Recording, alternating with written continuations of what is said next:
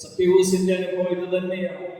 Lucas സുവിശേഷത്തിൽ നമ്മൾ കാണുന്നതല്ലേ, 19-ാം അധ്യായത്തിന്റെ 5-ാമത്തെ വചനത്തിലാണ് ജെറീക്കോയിലൂടെ ഈശോ കടന്നു പോകുമ്പോൾ ഒരു മരത്തിന്റെ ചുവട്ടിലെത്തുമ്പോൾ അവൻ നിന്നു എന്ന വചനം പറയുന്നു. 5-ാം വചനം, അവിടെ എത്തിയപ്പോൾ അവൻ മുകളിലേക്ക് നോക്കി പറഞ്ഞു, സഖ്യയൂസ് ഇറങ്ങി വരും. കർത്താവ് നമ്മളെ ഇറക്കിക്കൊണ്ടുവന്നിരിക്കുന്നതാണ്. ഭവനത്തിൽ മരത്തിന്റെ മുകളിൽ ഒറ്റപ്പെട്ട് മാറി നിന്നവരൊക്കെ ഈശോ സാന്നിധ്യത്തിലേക്ക് കൊണ്ടുവന്നിരിക്കുന്നത് ഒരേ ഒരു കാര്യത്തിന് വേണ്ടിയാണ്, തിരിച്ചറിവിലേക്ക് കൊണ്ടുവരാൻ. സേഫ് എന്ന് കരുതി നീ സൂക്ഷിക്കുന്ന ചിന്തകളും ശൈലികളും, അല്ലെങ്കിൽ സുരക്ഷിതമെന്ന് കരുതി നീ കൊണ്ടു നടക്കുന്ന ജീവിത ശൈലിയൊന്നും അത്ര സുരക്ഷിതമല്ല എന്ന് ഓർമ്മപ്പെടുത്താൻ. സഖ്യയൂസിനെ കുറിച്ച് വചനം പറഞ്ഞില്ലേ, അവൻ സമ്പന്നനായിരുന്നു, അല്ലെങ്കിൽ ചുങ്കക്കാരിൽ പ്രധാനനായിരുന്നു, സമ്പന്നനായിരുന്നു.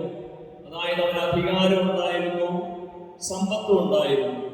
ഇത് രണ്ടും ഉണ്ടായിട്ടും എന്തുകൊണ്ടാണ് അവൻ ഈശോയെ കാണാൻ ആഗ്രഹിച്ചു എന്ന് പറയുന്നു? ഈ കാലഘട്ടത്തില് നമുക്കറിയാം, സമ്പത്തും അധികാരമുള്ളവന് ദൈവവിചാരം പലപ്പോഴും കുറവാണ്, അല്ലെങ്കിൽ ആ മേഖലയിലേക്ക് അവന്റെ ചിന്ത വഴിമാറുകയില്ല. അവനെവിടെയൊക്കെയോ തടസ്സങ്ങൾ പ്രവേശിക്കും. പക്ഷേ സഖ്യയൂസിനെ കുറിച്ച് പറയുക, സമ്പന്നനായിരുന്നു, അല്ലെങ്കിൽ ധനികനായിരുന്നു, ചുങ്കക്കാരിൽ പ്രധാനനായിരുന്നു, എന്നാൽ അവൻ യേശു ആരെന്ന് കാണാൻ ആഗ്രഹിച്ചു. Hallelujah, hallelujah. അങ്ങനെയുള്ളവരെ ഞാൻ ചിന്തിച്ചിട്ടുണ്ട്. എന്തുകൊണ്ടാണ് സഖ്യയൂസ് ഇങ്ങനെ ചിന്തിച്ചത്? എന്തുകൊണ്ടാണ് സഖ്യയൂസ് ഈശോയെ കാണാൻ ആഗ്രഹിച്ചത്? കാരണങ്ങളൊന്നും കണ്ടെത്താൻ കഴിയുന്നില്ല. പക്ഷേ 9-ാമത്തെ വചനം, ലൂക്കാസ് സുവിശേഷം 19-ന്റെ 9-ാമത്തെ വചനത്തിലെത്തുമ്പോൾ മനസ്സിലാകും, യേശു അവനോട് പറഞ്ഞു, ഇന്ന് ഈ ഭവനം രക്ഷ പ്രാപിച്ചിരിക്കുന്നു. എന്തായിരുന്നു അവനെ ഇല്ലാതിരുന്നത്? എന്തുകൊണ്ടാണ് അവൻ അന്വേഷിച്ചിരുന്നത്? ഇതാ സംഭവം. രക്ഷ ഉണ്ടായിരുന്നില്ല പ്രിയമുള്ളവർ. സമ്പത്തുണ്ടായിരുന്നു, സൗകര്യങ്ങളുണ്ടായിരുന്നു, അധികാരം ഉണ്ടായിരുന്നു, രക്ഷ ഉണ്ടായിരുന്നു. രക്ഷകൻ കടന്നു വരുന്നിടത്തെ രക്ഷയുണ്ടാവൂ.